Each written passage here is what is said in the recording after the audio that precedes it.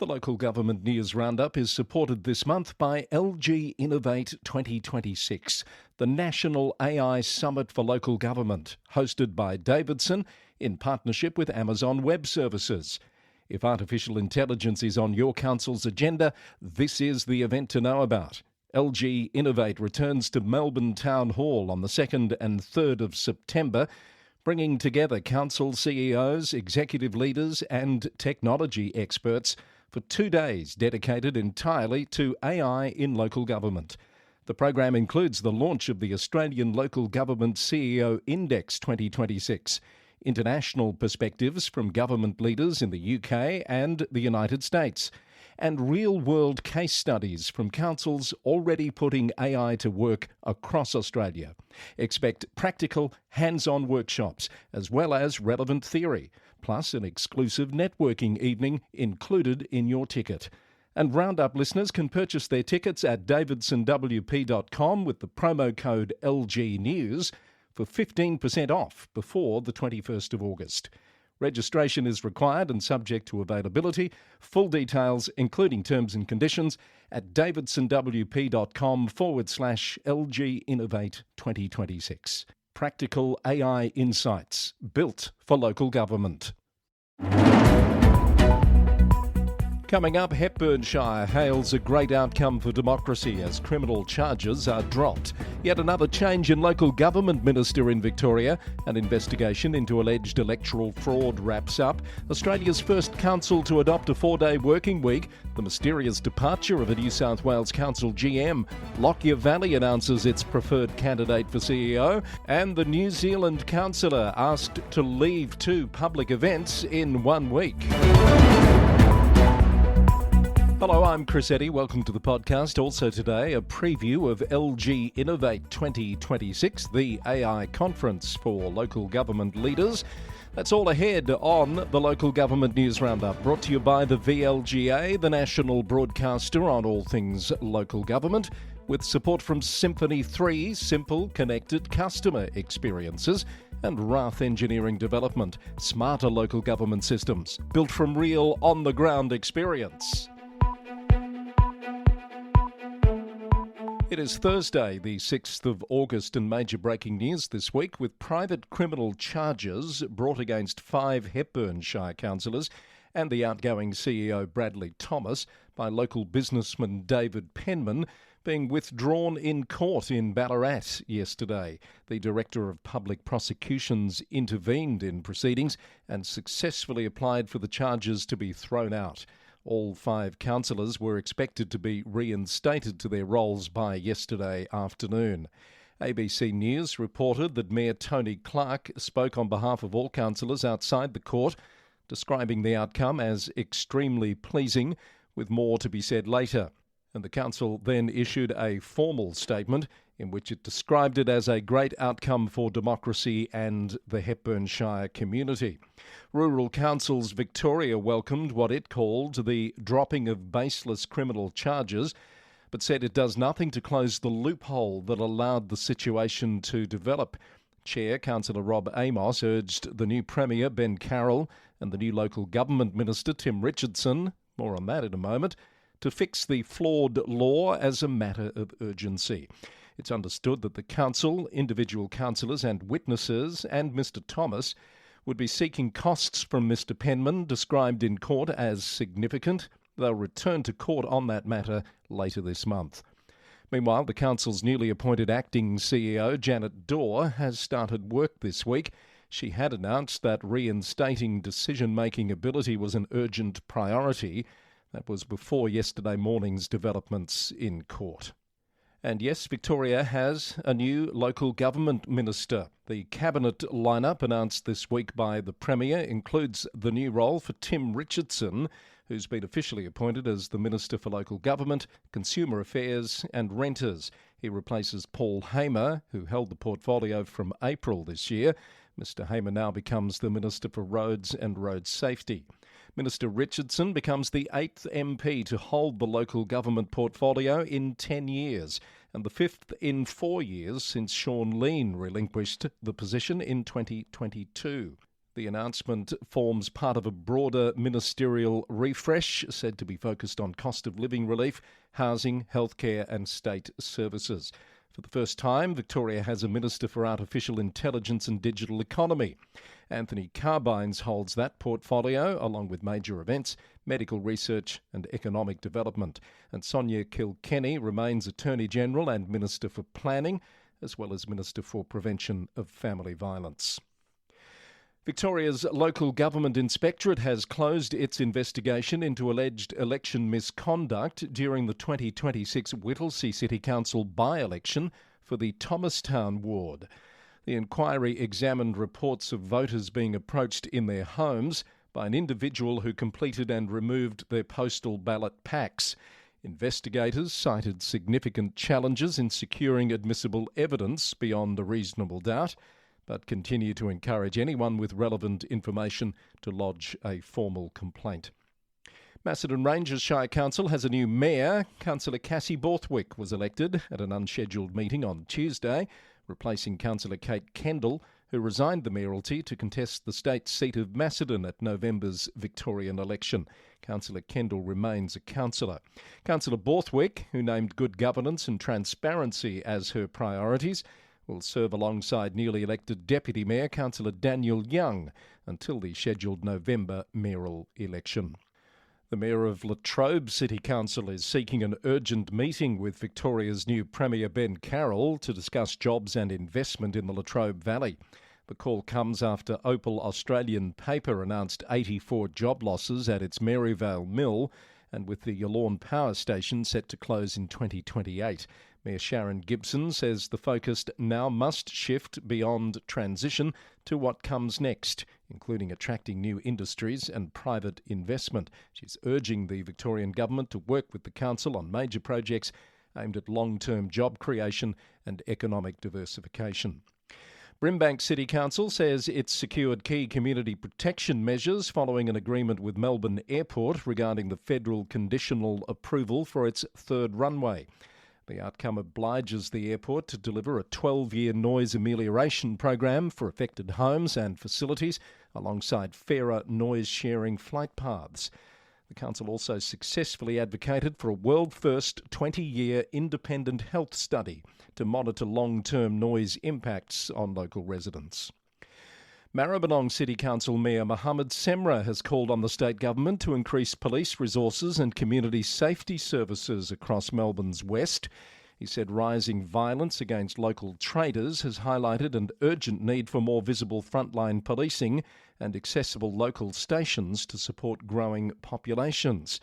And the issue has hit more close to home than perhaps he might have thought when making that statement. As 10 News reported last night, Mayor Semra was himself confronted by a man with a knife in Sunshine on his way to a media conference with the mayors of Wyndham, Brimbank, Hobsons Bay and Melton, where they called for more state investment in mental health, homelessness and addiction services to address the root causes of antisocial behaviour. Now, rounding up more Victorian Council news, Stonnington has endorsed a plan to cut its Victorian congestion levy costs by closing underutilised rooftop parking at 2 facilities and seeking a 50% concession on remaining spaces.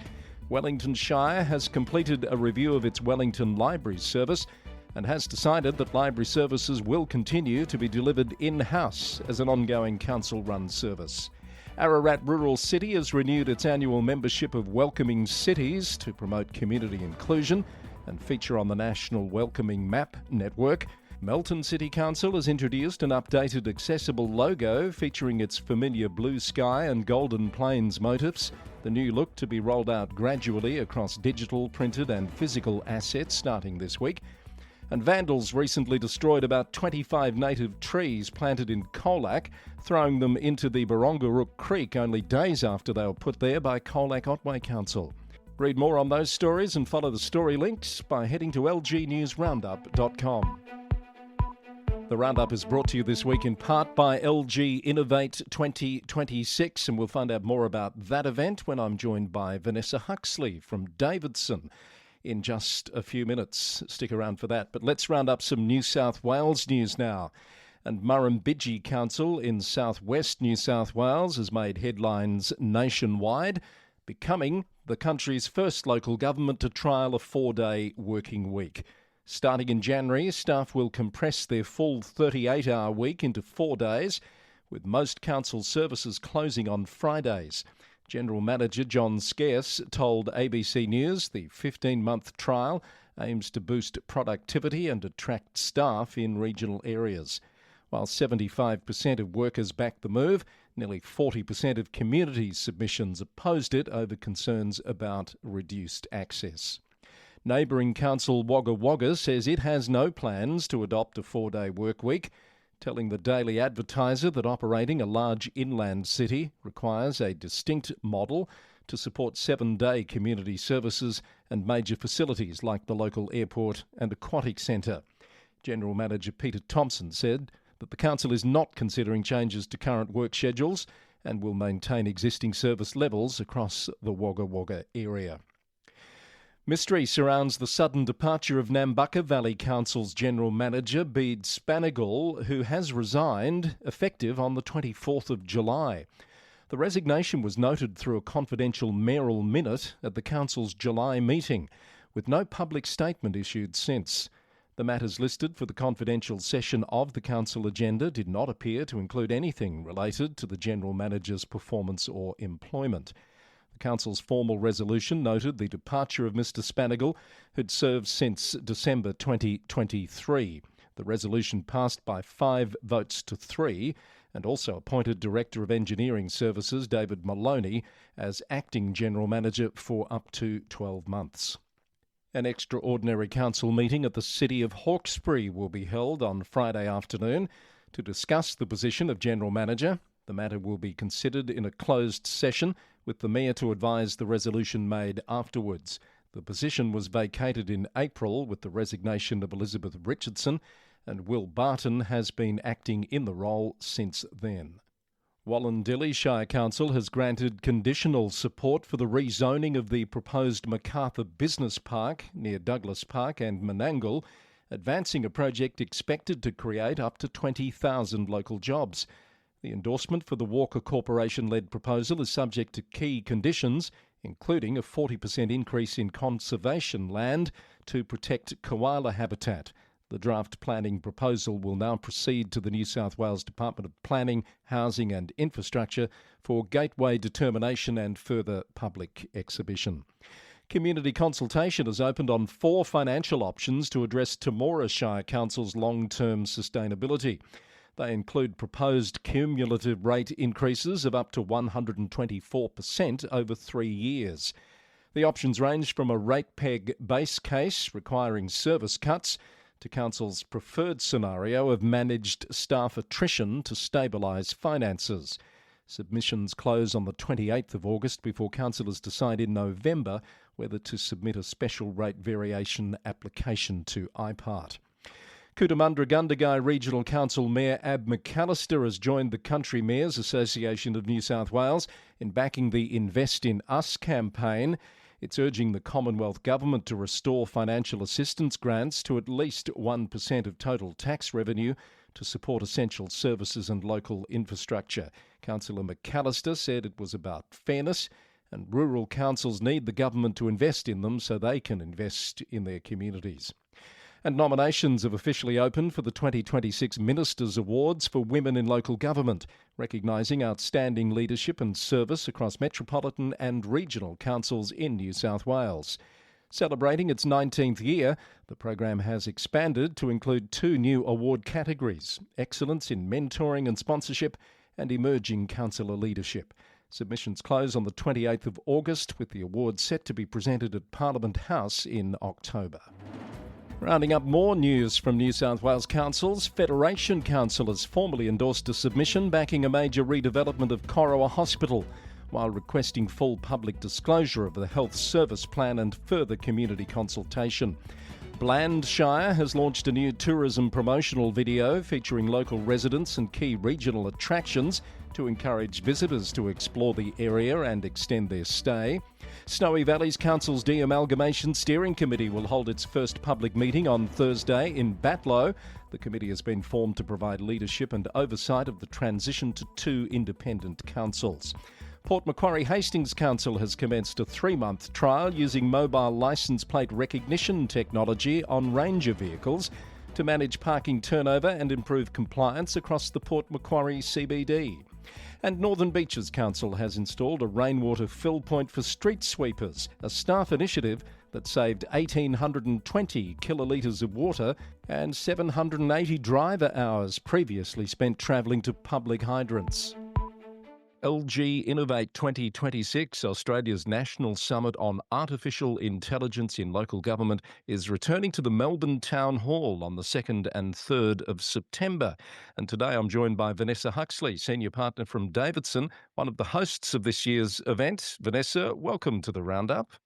Hi, Chris. Thank you so much for having me. And thank you and the team at Davidson for your support for the podcast this month. It's great to have you on board and to be able to tell people about LG Innovate. For those who haven't come across this before, can you just give us a quick overview of what is this summit and how's it evolved over the couple of years it's been running? Yeah, sure. So LG Innovate started a couple of years ago. So this is our third year, and really we saw a great opportunity to help the sector, I guess, connect and really understand the opportunities, the challenges, and what AI is going to present now and into the future for the local government sector. So we are partnered with AWS. We're supported by Tech One and the City of Melbourne this year, and really recognised that AI is rapidly reshaping public services. And this conference provides a unique forum for councils to share experiences, to build capability, to take really practical, I guess, workshops and knowledge back into their councils, and create a forum and an opportunity for councils across Australia to collaborate on the future of digital government. Right. So you mentioned the City of Melbourne, and the Mm, venue is the Melbourne Town mm. Hall, which is a terrific venue for anyone who's ever been there before. They'll understand why I say that. What can the delegates expect to get out of this 2-day format? Yeah, sure. So, look, I think the three things that I think make this conference really unique and a great opportunity for people to come together. So, firstly, is our LG Index. We will launch that at the conference. Now, the LG Index is in its 6th year. It was created during COVID, and really that was an opportunity for Davidson to look at how we connect into the sector nationally and provide really strong insights around what's on the minds of CEOs, what are the challenges and opportunities that they face, and how the sector is evolving. So we will launch the CEO Index at the conference, and attendees will get a copy of the report, which is extremely detailed and some great data and information in there. We over the 2 days we have homegrown speakers and I mean people across our sector in Australia who'll be able to provide really interesting insights, case studies around the adoption of AI, and what that looks like now and into the future, as well as bringing some global perspective. So we do have two international speakers that will be joining the conference this year, who can bring some different thinking and innovation from other organisations and councils globally, and how that could be applied within our local market. And the third piece is really this isn't just a theory based conference. I think that's really, really important to highlight. So, particularly the second day of the conference is really practical workshops. That we can, give attendees the opportunity to interact with some thought leaders and some sector leaders in the AI and tech space, and be able to really take those learnings back and have an impact into their councils fairly immediately. So I think, exciting 2 days, opportunity for people across the sector nationally to connect. So I think it's, yeah, really, really exciting. You're packing a bit in by the sounds of that, and you mentioned the CEO Index, which, as you Mm. say, has been around for a few years. What sort of feedback have you had about the value and the importance of that index for the sector broadly? Yeah, I think there's a couple of things with the index, and this is obviously the benefit of running it now for the 6th year. It's really interesting to see how trends change and what's emerging. And one really significant one, as you would appreciate and anticipate, is this AI space. So I think for the first few years, it was probably, mentioned a couple of times by CEOs and what that could look like. And we've seen that continue to move up the ladder in terms of the prioritisation of, how they're going to tackle AI, how they're going to leverage it to, I guess, increase service delivery into the community, but what are the risks associated with it as well. But outside of that technology space, the index provides great insights across, what does keep CEOs up at night? What is some of the challenges that they face within the organisation, but also the opportunities? Where can they continue to build capability, resilience? And it's really about, I guess, providing that forum to continue conversations around Yeah. how the sector can continue to evolve. There's a lot of AI conferences out there these days. It really is the topic of the moment, isn't it? And of course, as we know, councils, they vary in terms of size Mm. and resourcing. So how does this one cater for perhaps those smaller shires through to those larger councils in terms of the value they might get from it? Yeah, great question. I think ultimately, the local government sector is incredibly unique in its service delivery offering. I don't think there's another sector that provides the diversity and complexity of services. And you overlay that with the financial sustainability challenges and I guess the elected members and political piece, and what you have is a really different operating environment that does need a unique approach to it. Within the 2 days, what you'll see is we do have representation across some of the larger councils, but also the smaller regional councils. And ultimately, this is about providing useful tools and solutions that can be agile and adapted into the landscapes that those different CEOs or CIOs or director corporates are working in. I think there is a lot of synergies, of course, across, the bigger councils or the smaller councils, which is how you continue to use AI and technology to provide the best service delivery into the community and obviously with that awareness across the cyber and the risk space. So certainly the solutions and the workshop pieces are, not kind of looking at just the best in breed and the big metro councils that may be able to afford some of the bigger solutions. It's also about how it tailors those into the smaller regional and rural councils whose landscapes would be unique in the way that they operate as well. If there was one thing, Vanessa, that a senior executive could take away from this event, what would you say that would be? I think particularly with the conversations that I'm having now with senior leaders and executives, it is that tension between wanting to embrace AI and technology and the more understanding we're gaining about the risks that this poses as well. So what I'd love for people to be able to take away is a real understanding of how to balance those two competing priorities, if you can look at it that way, but also we don't want to be afraid of AI. We want to be able to really embrace it. But, what are some of the ways that we're putting those guardrails around the way that it's used into local governments to build, that confidence, but it's going to be used in a safe way and, mitigating risk as much as Yeah. possible. So, what are the next steps for anyone who's thinking of attending? It's on the 2nd and 3rd of September. We do have tickets available on our website. So, yes, we'd certainly recommend people jump on there, have a look. We've got the details of the agenda on there of the speakers. But yes, we'd certainly recommend jumping on and grabbing a ticket. It'll be a great 2 days. In addition to the 2 days at Melbourne, City of Melbourne, we do also have a networking event in the evening. And that's an opportunity to also connect with some of the other technology providers into local government, including Symphony 3 and Tech One, and an opportunity to share a drink and talk with colleagues and you know people across the sector. So it'd be a great 2 days, and we'd love to see you there. Excellent. Looking forward to that. Vanessa Huxley, Senior Partner at Davidson, thank you for your time. Thank you so much, Chris. Great to see you again. And LG Innovate 2026 is at the Melbourne Town Hall on the 2nd and 3rd of September. Registration is required, and you'll find the full details at davidsonwp.com/LG Innovate 2026. And we have a special offer right now for local government news roundup listeners. You can purchase your tickets to LG Innovate 2026. Use the promo code LG News and get 15% off before the 21st of August. Head to davidsonwp.com now to secure your place at this event. Now let's get back to the news, and there's more to tell you about today. Australian councils are warning of a looming solar panel waste crisis. with up to 50 million panels expected to be dumped by 2035, according to Renew Economy. ALGA President and Mayor of Gladstone, Matt Burnett, told a parliamentary committee hearing this week that without a funded national recycling scheme, ratepayers will be left to cover disposal costs and landfill risks. He's urging fast action on a mandatory stewardship model to stop panels being dumped across state borders.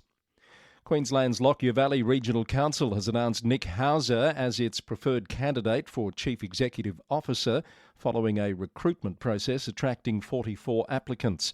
Mr Hauser has served in senior leadership positions at Toowoomba Regional Council, including periods as acting CEO. Mayor Tanya Milligan said he'd emerged as the standout candidate. Councillors are expected to formally consider the appointment at a meeting on Wednesday, the 19th of August. Ipswich City Council has formally called on Australia Post to reverse its decision to close the Amberley Post Office ahead of a planned August closure. Following a unanimous vote, Mayor Teresa Harding is writing to federal shareholder ministers urging a rethink on the facility located at RAAF base Amberley, which provides essential postal and banking services to more than 5,000 local personnel. Bundaberg Regional Council has approved a new macadamia processing and packaging facility for Windermere, supporting growth and employment in the agricultural sector. The purpose-built site will feature cracking and packing rooms, cold storage and administrative infrastructure capable of handling up to 2,500 tonnes of produce annually. The City of Moreton Bay has commenced Tokyo Innovation Week in partnership with the Tokyo Metropolitan Government. 5 shortlisted Japanese startups are presenting technology solutions to Council focused on disaster preparedness and local infrastructure maintenance management. Moreton Bay is one of only 2 global partner cities delivering the international initiative. The winning proof of concept project will be announced later this year. Toowoomba Regional Council has unveiled a refreshed CBD mural commemorating community resilience following Cyclone Alfred. Artist Matt Adnate collaborated with Indigenous enterprise Adapt Mentorship to weave disaster recovery themes into the existing Neil Street artwork. Jointly funded through disaster recovery funding arrangements, the project highlights local government initiatives in civic renewal and disaster preparedness. You can see a photo in our transcript on the website. Also making local government news in Queensland, the Gold Coast Bulletin reports that Invest Gold Coast is cutting 10 of its 35 positions, nearly a third of its staff, as part of a major organisational restructure of the Gold Coast City Council-controlled entities. The move has reportedly caught several local councillors off guard. The Brisbane Times reports that Brisbane City Council is taking heat after promoting an average 3.97% rates rise that applied mainly to freestanding houses, while many unit owners, especially those on minimum rates, have been hit with much larger increases of around 13 to 14%.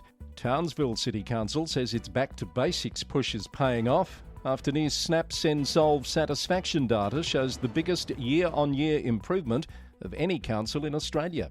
Townsville's rating lifted 7.1% to 58.5%. And Mayor Nick Demetto says faster responses to issues like potholes and park maintenance are driving the gains, but there's still work ahead. You're listening to the Local Government News Roundup. It's Thursday the 6th of August, edition number 625, and look out for a new edition of VLGA Connect coming your way on YouTube and podcast tomorrow, Friday, from the Victorian Local Governance Association, the national broadcaster on all things local government, and proud supporters of the Local Government News Roundup. More news from around the country. Let's go to Tasmania. Dorset Council has announced financial hardship support for residents affected by the closure of the Liberty Bell Bay manganese smelter in Tasmania's northeast. Ratepayers experiencing hardship can access tailored assistance, including deferred rates, flexible payment plans and interest relief. Local councils across the region are also directing impacted workers and businesses to joint state and federal employment and retraining programs following the shutdown of Australia's only commercial manganese alloy shelter. West Coast Council has formally noted a heritage report on the historic Cape Sorel Lighthouse lens to explore options for a permanent public display.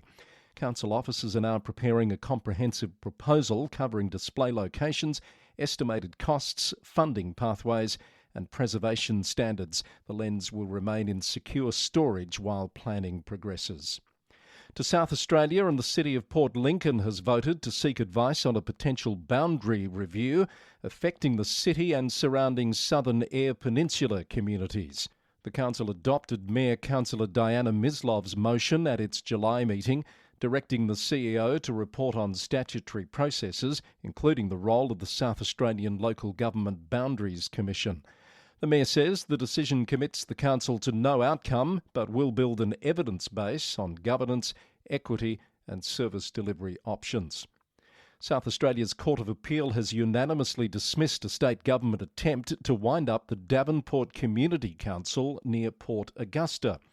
The Advertiser reported that the legal action, initiated over alleged statutory breaches and unsubmitted finance statements, was rejected on procedural grounds after the Corporate Affairs Commission failed to formally request a winding-up order. Norfolk Island pines will remain a defining feature of Holdfast Bay's coastline, says the City of Holdfast Bay. Responding to recent media speculation, the council said its tree asset management plan aims to keep mature pines for as long as they're safe, while planting new trees to ensure long-term succession. The city manages about 1,033 pines, with 19 planted so far this year and more planned. Whyalla City Council has led national fundraising efforts for the recent local Sleep Out initiative, securing over $45,000 to assist regional homelessness services. Local officers joined community members sleeping rough to highlight housing instability across regional Australia. And heading across to WA now, and the Shire of Manjimup has announced that its planned 24th of September extraordinary postal election will not progress. It says the vacancy will instead be filled through the statutory backfill process allowed for under the Act. The council says the advice that it could proceed with that process came after it was required to formally commence the election process under legislated timelines. Shire President Donnell Bweg acknowledged that the change in process was unexpected and may cause confusion. The Shire will not be charged for costs incurred to date by the WA Electoral Commission. And the city of Wanneroo has partnered with Murdoch University to remove feral carp and goldfish from local lakes using specialised electro-fishing techniques. The initiative supports the council's local biodiversity plan by protecting native wildlife and restoring wetland water quality. To date, the broader Perth Management Project has successfully removed over 3 tonnes of invasive fish from urban waterways. Support for the Roundup comes from Rath Engineering Development, smarter systems for local government like Red GMS, which helps councils manage gravel pits and projects, helping you know the true cost per tonne from day one. Rath Engineering Development can give your council a one-off report using your existing pit data to pinpoint the best gravel sources for your next resheeting program or disaster restoration works, saving your council time and money. You can find out more about that by heading to rathed.com.au.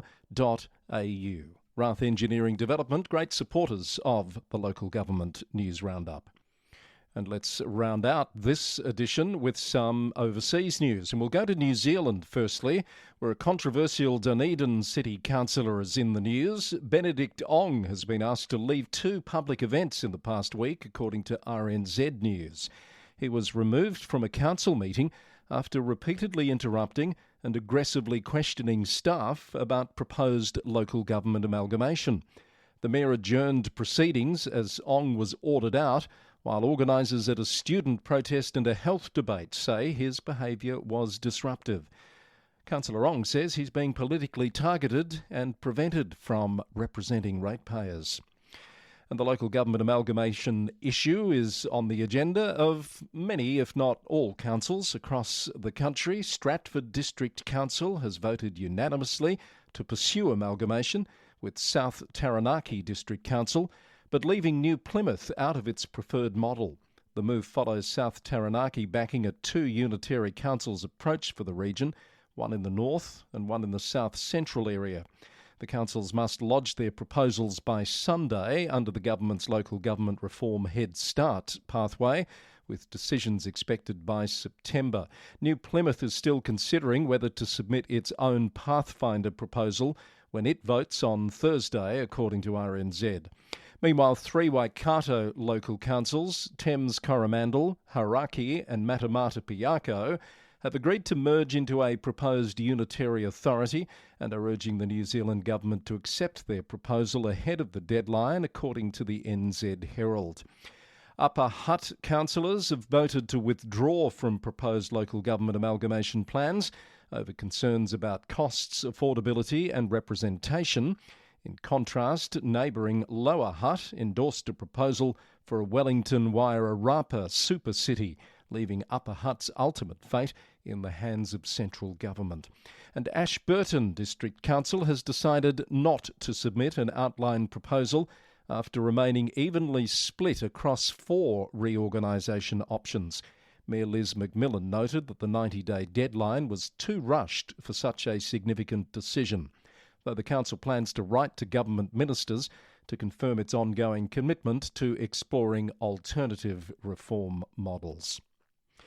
In news out of the UK, leaders in Kent and Hertfordshire are calling for faster rollout of mayoral devolution after Prime Minister Andy Burnham pledged to rewire the state by shifting power away from Whitehall. A Cabinet Office statement says every part of England should be in the process of setting up a strategic authority by the end of next year, with full coverage by 2028. The local government Chronicle reported that Kent County Council leader Lyndon Kemkaran believes the timing is bonkers, warning the sequence of local government reorganisation and devolution could cost taxpayers millions. Hertfordshire's Steve Jarvis says a mayoral deal is now more important than ever to unlock growth and improve services. Lancashire County Council's leader Stephen Atkinson has warned that introducing a directly elected mayor could force a council tax increase unless central government funding is provided to cover operational costs. The Lancashire Post reported the concerns following those new devolution proposals. The Reform UK leader told the Post that he won't agree to a directly elected mayor until the financial benefits of the Prime Minister's plan are set out exactly. And in the US, Democratic Socialist Yusuf Rabi has claimed victory in the Ann Arbor, Michigan Democratic mayoral primary after incumbent three-term Mayor Christopher Taylor conceded. CBS News reported unofficial results around 11 p.m. election night, showing Rabi with more than 12,800 votes to Taylor's 9,400. With no Republican on the ballot, the primary winner is now favoured heading into November's election. A crowd of Pittsburgh residents is demanding the city pause a major data centre project approved in 2024, saying it was pitched as a technology park with little public awareness. Critics cite concerns about energy use, noise and environmental impacts. The developer says the facility will use closed-loop cooling with no water for cooling, run on zero-carbon electricity credits and stay within a small footprint near the former Delta View golf course. The city says a community advisory committee will be formed, but opponents want a moratorium before construction moves forward, according to CBS News. And the Spurs Sports and Entertainment Chief Executive has rejected calls from San Antonio Mayor Gina Ortiz-Jones to put a municipal arena funding deal to a public vote. San Antonio Express News reports that R.C. Buford maintains the city's $489 million contribution towards the $1.3 billion venue was finalised when Council approved the draft financing framework last year. But Mayor Jones is currently lobbying council members ahead of a 17 August deadline to place the agreement on the November local ballot. And that's our podcast for today, edition number 625 of the Local Government News Roundup for Thursday, the 6th of August 2026. Comments or feedback can be sent by email to lgweeklynews@gmail.com. You can find out more about this episode, including all the story links, by heading to lgnewsroundup.com. Our show is brought to you by the Victorian Local Governance Association, the national broadcaster on all things local government, Symphony 3, simple, connected customer experiences, and Rath Engineering Development, smarter local government systems built from real on-the-ground experience. And we're supported this month by LG Innovate 2026. Head to davidsonwp.com to reserve your place, and don't forget that 15% discount for Roundup listeners booking before the 21st of August. We record in the city of Greater Geelong, Victoria, on the land of the Wadawurrung people of the Kulin Nation. Our next episode will come to you on Monday. Until then, thanks for listening and bye for now. Support for the Local Government News Roundup comes from Rath Engineering Development, smarter systems for local government, like Red GMS, helping councils manage gravel pits and projects, track quality, test results, blending options and haulage, and know the true cost per tonne from day one. Rath Engineering Development can give you a one-off report that uses your existing pit data to pinpoint the best gravel sources for your next resheeting program or disaster restoration works, saving your council time and money.